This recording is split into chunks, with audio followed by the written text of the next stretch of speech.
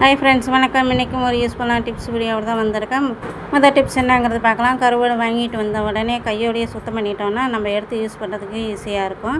நான் இன்றைக்கி நெத்திலி கருவாடை தான் எப்படி க்ளீன் பண்ணுறது காட்ட போகிறேன். நெத்திலி கருவாடை இந்த மாதிரி முதல்ல காய வச்சுருங்க. காய வச்சுட்டு தலையை கிள்ளிட்டு அந்த உடம்புல ஒரு குடல் மாதிரி இருக்கும், அதை முதல்ல க்ளீன் பண்ணிவிட்டு மிதமான சூட்டில் இருக்கிற தண்ணியில் நீங்கள் க்ளீன் பண்ணி எடுத்துக்கணும். ரொம்ப ஹீட்டான தண்ணியில் நீங்கள் கழுவினீங்கன்னா கருவாடு கரைஞ்சி போயிடும். அதனால் நீங்கள் மிதமான சூட்டில் இருக்க தண்ணியில் க்ளீன் பண்ணி எடுத்துக்கோங்க.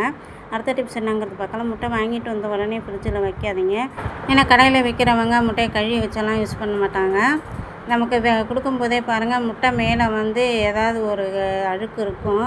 அதை க்ளீன் பண்ணி வச்சிட்டோன்னா நம்ம எடுத்து யூஸ் பண்ணுறதுக்கு ஈஸியாக இருக்கும்.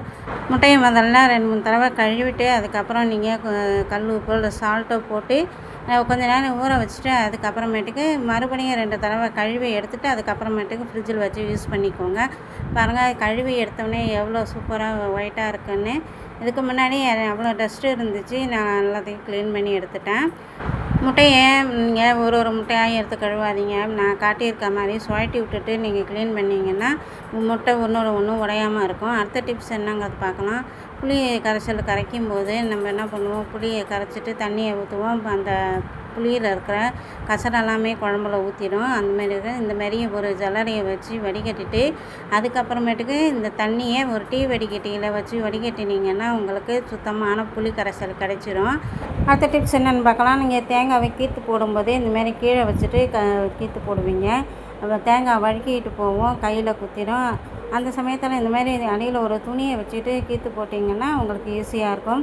ஒரு சில பேர் கையில் வச்சுக்கிட்டு கீற்று போடுவாங்க. அந்த சமயத்துலேயும் நமக்கு கையில் குத்த வாய்ப்பு இருக்குது.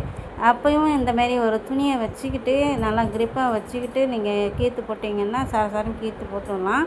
அந்த டிப்ஸையும் வீடியோவையும் நீங்கள் ஃபாலோ பண்ணி பார்த்துட்டு எப்படி இருந்ததுன்னு கமெண்ட்ஸில் சொல்லுங்கள். இன்னொரு வீடியோவில் சந்திக்கலாம். பாய்.